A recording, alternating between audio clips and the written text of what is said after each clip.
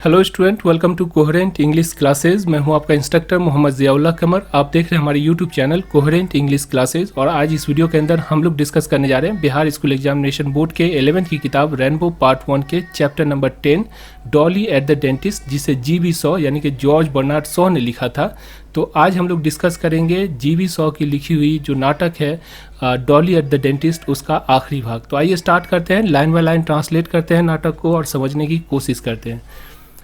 The young lady फ्लिपेंटली, बचकाने ढंग से, मतलब वो जो लड़की थी जिसका नाम डॉली है, जो हार्डली 18 ईयर्स ओल्ड है, मतलब कि मुश्किल से 18 साल की है, वो जो है बचकाने ढंग से क्या कहती है, ओह व्हाट अ बॉश, क्या बेतुकी बात है। व्हाट अ बॉश का मतलब क्या होता है, क्या बेतुकी बात है। ये छोटा सा सेंटेंस से याद कर लीजिए, स्पोकन में बहुत काम आएगा।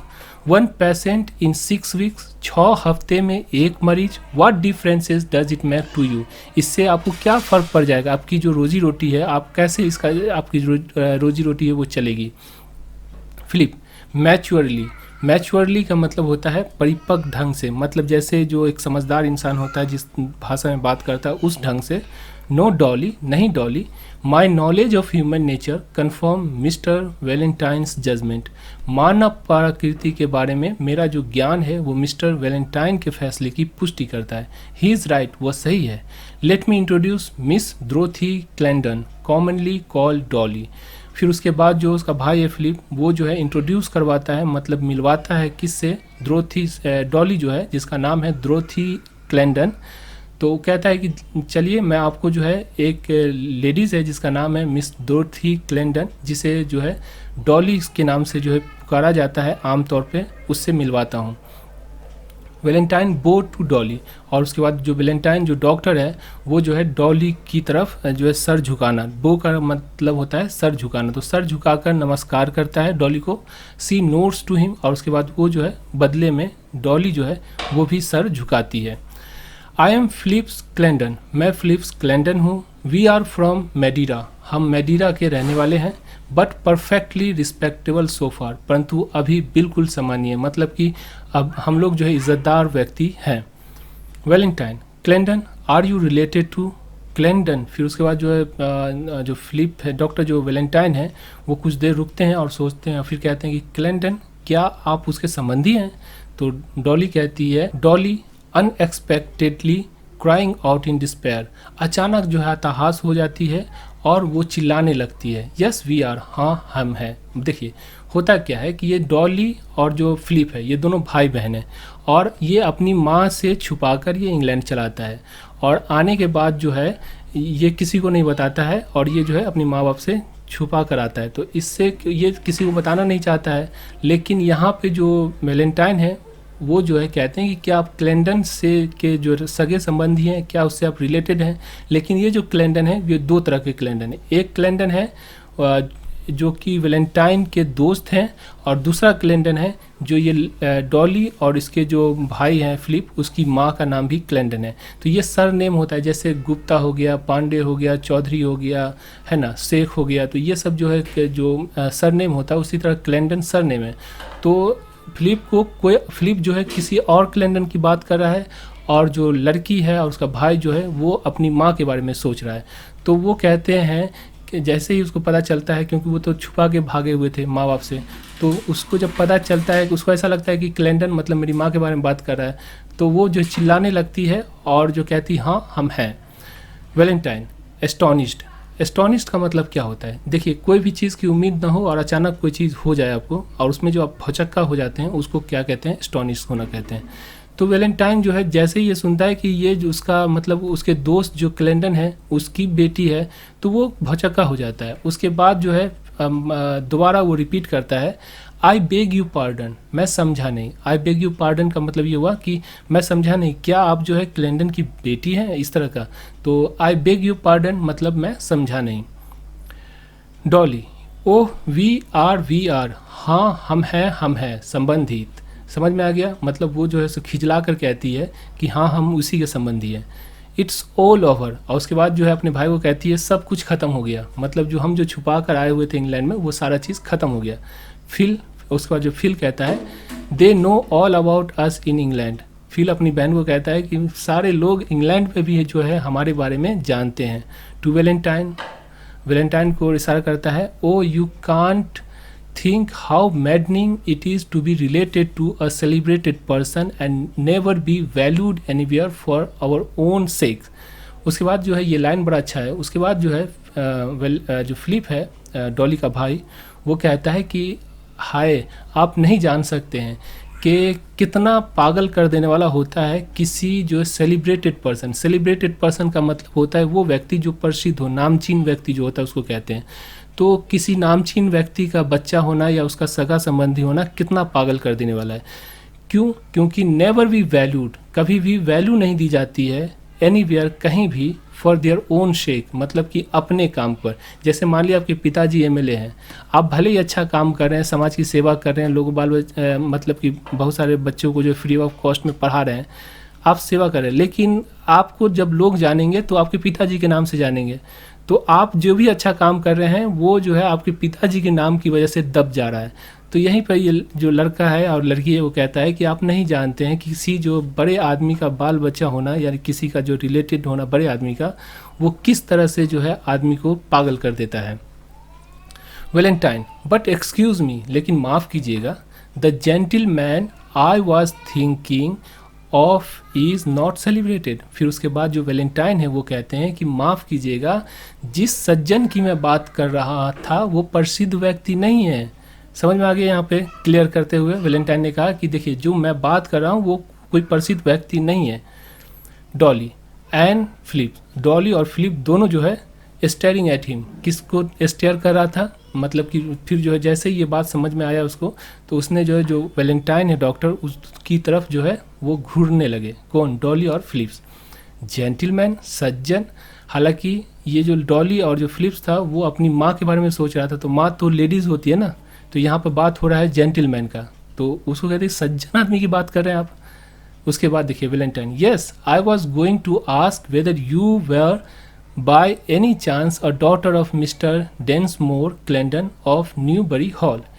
फिर उसके बाद जो है वैलेंटाइन कहता है, हाँ मैं ये पूछने जा रहा था आपसे कि क्या आप न्यूबेरी हॉल के जो मिस्टर डेंसमोर है उसकी पुत्री तो नहीं है आप? डॉली वैकेंटली। फिर उसके बाद डॉली जो है मतलब निर्भाव से, मतलब अपने आप को शांत होकर कहती है नहीं। उसके बाद फिलिप देखिए, वेल कम, अच्छा छोड़ो Dolly, how do you know you are not. अब फिर यहाँ पे देखिए, अब जो है जो फिलिप है वो जो है मतलब इस बात को राज ही रहने देना चाहते हैं कि वो जो है किसी नामचीन जो औरत है उसके का बेटा और बेटी है। तो वो कहती है कि Dolly how do you know you were not. फिर डॉली से पूछता है कि डॉली तुम कैसे जानती, तुम्हें कैसे पता कि उसकी पुत्री तुम नहीं हो। तो डॉली को लगता है कि बात को यहाँ पे छुपाना चाहिए, तो डॉली क्या कहती है, डॉली चीयर। फिर उसके बाद खुश होती है और कहती है ओह आई फॉरगेट। फिर डॉली कहती है मैं तो प्रश्न होकर कहती है कि मैं तो भूल गई थी, of course perhaps I am. फिर उसके बाद कहती है नहीं नहीं मैं उसी की बेटी हूँ, शायद मैं उसी की बेटी हूँ। तो वैलेंटाइन कहता है डोंट यू नो, क्या आप नहीं जानती, क्या आपको पता नहीं कि आप उसकी बेटी हैं।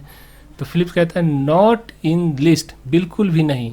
फिर उसके बाद डॉली कहती है इट्स अ वाइज चाइल्ड, वह बच्चा समझदार होता है जो। और उसके बाद फिलिप उसको रोकते हुए कहता है कटिंग हर शॉर्ट, मतलब उसको रोकते हुए, कटिंग हर शॉर्ट का मतलब उसे रोक देते हुए कहता है श्श, इस तरह से आवाज़ उसको रोकता है या मतलब रुकने का इशारा करता है।